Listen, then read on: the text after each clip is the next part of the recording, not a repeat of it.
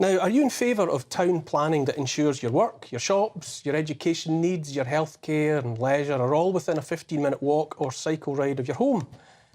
On the one hand, the idea sounds benign, but in British cities including Bath, Canterbury, Edinburgh and Oxford, the very idea is being actively challenged by protesters who fear the thin end of a dystopian, totalitarian socialist wedge designed only to strip them of their traditional freedom. I'm joined now by Alan Miller from the Together Declaration and shortly also by Nathan Albach, an urbanologist from Philadelphia. Alan, thanks for coming in. What exactly is proposed or being pushed in Oxford and the other cities? So in Oxford, we've had a number of different things. So they keep calling them trials. So we've had low traffic neighbourhoods they said were trials, even though 65% of people who responded to the consultation said they did not want them. Then you've had a proposal for bus gates. And bus gates, when they've put the proposal, without getting too complex, for the traffic plan for Oxfordshire County Council they intertwine that with the idea of a 20-minute neighbourhood. But basically, the bus gates mean you can have 70 passes to drive if you're local, 100 passes a year. But if you're not, you can't, and there's a ring road you have to go around. Slightly different in Bath, where you have a ring of steel, they call it, a very lovely name, and you have low traffic neighbourhoods as well. And we've seen in other places, like in London, where Ealing, where they've got rid of low traffic neighbourhoods because residents have challenged it, you still have a discussion about a 20-minute neighbourhood, and we might have some of these road closures as well. So basically, they're a top-down imposition using the idea this would be a lovely livable street, active travel. It's all about people-friendly oriented, but actually what it means is it's an attack on cars and our freedom of movement and independence. That is what it feels like, because what I'm suspicious about is the fact that a coercive element is there first.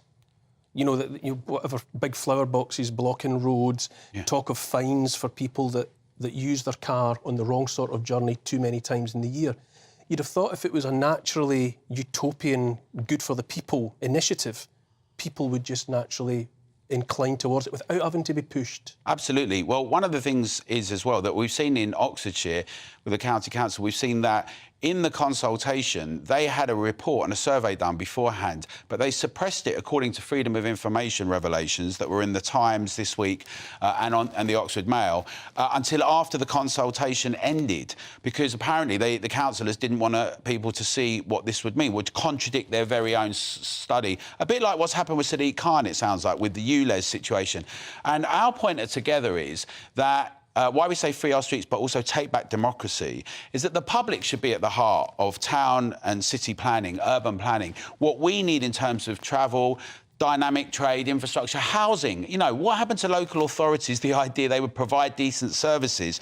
But also, it's not just local authorities, it's central government have been underwriting this and funding it, which is why we've been campaigning, saying to Mark Harper and the Department for Transport, you need to cut this umbilical cord now, because this underwriting of road closures, undemocratically imposed, is damaging businesses. They're being forced to close down. We've seen it on the Cowley Road in Oxford. We've seen it on Middleton Road, 100 years of trade in Middleton Road, shops having to close. We've seen that in a number of areas across the UK now. And also residents, all types of residents, not what they say, which is conspiracists and far right, but a whole different demographic, diverse, multi-generational, all being impacted in a negative way. And I think that what's going to happen, Neil, is like we've seen in Littlemore and a ward in Oxford, that many more people are going to be standing independently, going to be challenging. Labour won it by a tiny clinch, by 100 votes. They brought out all the guns, lots of people to canvass, but that was a 3 or 4 week campaign that people stood independently. And as these low traffic neighbourhood impositions and as these 15-minute and 20-minute neighbourhoods that are basically a technocrat's idea of what we should do, the great unwashed, how we should travel and not travel, without providing any better provision in any way, we're going to see much more of a fight back, and we're actually supporting people locally, nationally, to do that, alongside launching our cabinet. Bear with me, I've also got Nathan Albach, an urbanologist from Philadelphia, on the line. Nathan, are you there? I'm here. Thanks for having me, Neil. Good. No, pleasure to see you. Nathan, do you recognise the version of, let's say, 15-minute cities as described by Alan? And are you sympathetic towards the controversies that they have already had form around them? Yeah, absolutely. I think you're hitting the nail on the head in terms of the problems of distrust that are arising around the concept of 15-minute cities, particularly around Oxford, have to do with the fact that they came from a top-down level. And I think the policies themselves weren't prescribed transparently or coherently to the public. And I think that's where a lot of these problems come in. And the fact is that all around the world, including parts of the US, Europe, Australia, all over the place, these ideas around new urbanism, this whole concept of building more walkable places that aren't necessarily centered around cars, these ideas have been popularizing. And with that, obviously, governments are finding, ways to kind of meet people where they are in their cities. But I think to be successful in implementing these policies, you have to also work with the residents of an area. And if you don't do that in a transparent way, it's no surprise there's going to be protests. I suppose the $64,000 question for me, Nathan, is why is it already coercive? What we are seeing here, what Alan's describing, is rather than put in all of these facilities, make sure everyone's got this idyllic world within a 15-minute walk of their home with all of the stuff of life readily accessible. It starts with talk of fines for driving your car too many times in a year and roads being blocked off. Is it for the betterment of people's lives, or is it just to get cars off the road? Yeah, I mean, I don't want to defend the policies around Oxford because I agree with you in the sense that they weren't really implemented with residents' best interests in mind. I think there's cities all around the world, including parts of the Netherlands, states in the U.S., particularly cities like Portland, parts of Australia like Melbourne, Barcelona has implemented their Superblocks program in recent years. All of these different places have done this from the bottom up in ways where they trial different street designs that include more complete street elements, where they carve out protected bike lanes, they carve out bus lanes, they create raised crosswalks and protected sidewalks and all these different things that kind of like organically build out from starting in city centers that are already highly pedestrianized, and they kind of organically build out from there. And I think that's where, again, this problem from top-down control coming from Oxford, it's facing these issues at a protest level because, yeah, people, they don't feel like they were part of that discussion. I don't necessarily know the intent of the government officials locally. Like maybe they had seen some kind of case study and thought this was going to be the best move for them, but clearly, as we're seeing with the backlash, it's having the opposite effect. Nathan Albach, urbanologist from Philadelphia. I'm pushed for time tonight, but thank you so much for your contribution so far, and I'm sure it's a story that we can pick up again in weeks to come. Thanks for just now. Thanks for having me, Neil. Thank you. Since we've mentioned Oxfordshire County Council, I should go to a statement here. A spokesperson said, "We would like to reassure people that Oxfordshire County Council's transport policies are not designed to confine people to their local area. Our transport plans in Oxford are intended to address the city's traffic problems and create an environment where it's safer and easier for people to walk and cycle, and where public transport is more than reliable. We need a more sustainable, reliable and inclusive transport system that works for everyone.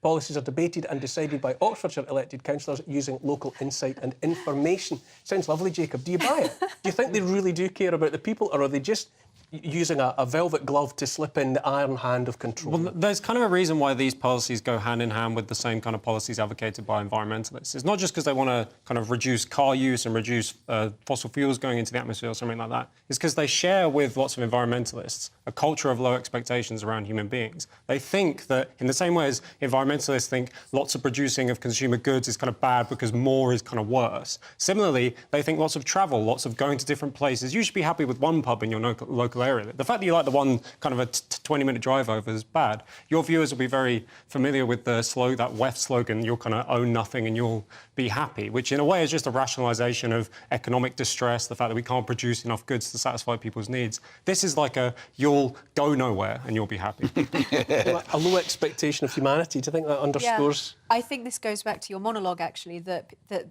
people who are in charge basically don't trust the electorate, whether it's nationally or locally. There's this kind of sense of distrust that, democracy doesn't work, and if you do things from the bottom up organically, then you'll end up with something, terrible that's bad for the environment. And I think that while Saul lovely everything that we heard from your other guest there. It reminds me of the sort of like experimental architecture of sort of, I would say, totalitarian architects like Corbusier. But I think this is actually part of something much bigger in the zeitgeist, that is this kind of this attack on all of the things that has made modernity possible, all of the things that make our modern lives convenient, that keep us all healthy and free. I think that it's part of this overall phenomenon that includes a lot of the environmentalist policies. It includes a lot of this sort of attitude from those who do have positions of authority in local or national government that makes them feel that they actually have the right. Because my first thought with these 15-minute cities is that who gave you the right? You have no right to do this, to limit the way that people can move around their city. That is the question, isn't it, Alan? My wife says to me all the time when we talk about these things is, where do these people get the idea that this is up to them? Yeah. Who do they think they are? Well, maybe they think they're feudalists, where you get charged tolls to go from one hamlet to another, because the idea of free movement in the modern environment is now scorned upon in the way I agree with these comments. I think, if you look at today's Times, for instance, it also shows how some of these consultations, they have to be seen for what they are.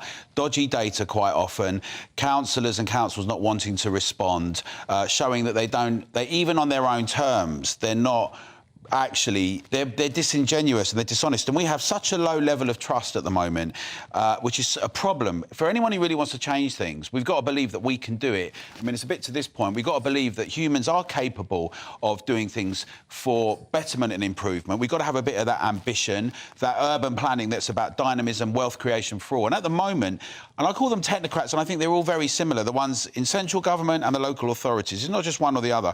They have this approach, which is we know best, we need to limit things, you'll be quiet and have things done to you, a bit like we've seen in the last 3 years. And frankly, people are not going to put up with it. And that's why Together, in the Together Declaration, we're saying get involved locally, regionally and nationally. We're campaigning, we're challenging. And people should be ready in May for the independent elections, for the local elections, but also in the coming year. And it's not just about elections, it's about reigniting a sense of the democratic kind of public and us being at the heart of things. And that's what we're determined to make sure happens in Britain, because we've seen too long now this contempt for the public and sidelining us. Contempt for the public, that is what it feels like. Alan Miller, Together Declaration, thanks for coming in again. And you will certainly be invited in again to continue this debate. Thank you. I don't think it's going anywhere. It's not slowing down, it's speeding up. It's another break.